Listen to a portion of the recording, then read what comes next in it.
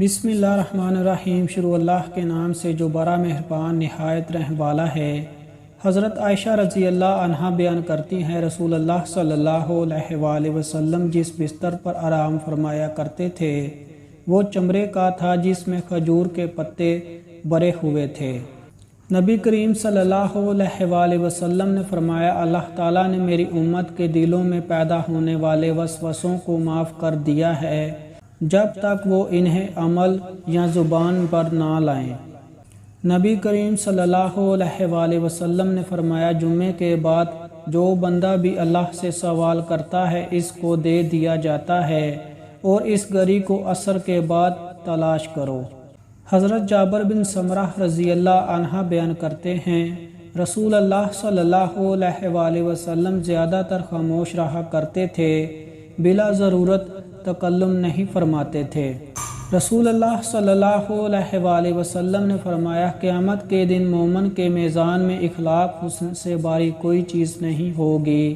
اور اللہ تعالیٰ بے حیا بد زبان سے نفرت کرتا ہے۔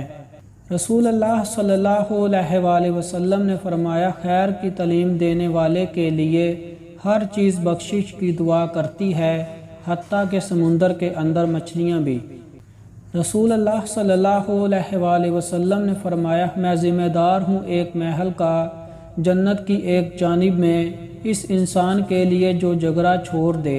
اگرچہ حق پر ہو،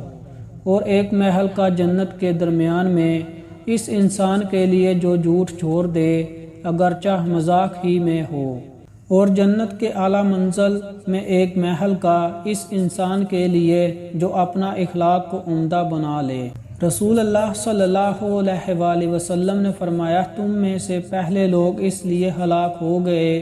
کہ اگر ان میں سے کوئی معجز انسان چوری کرتا تو اسے چھوڑ دیتے، لیکن اگر کوئی کمزور چوری کر لیتا تو اس پر حد قائم کرتے، اور اس ذات کی قسم جس کے ہاتھ میں محمد صلی اللہ علیہ وآلہ وسلم کی جان ہے، اگر فاطمہ بنت محمد بھی چوری کر لے تو میں اس کا ہاتھ کاٹوں گا۔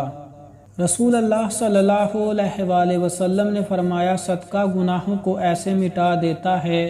جس طرح پانی آگ کو بجھاتا ہے، اور آدھی رات کے وقت آدمی کا نماز تہجد پڑھنا بھی گناہوں کو مٹا دیتا ہے۔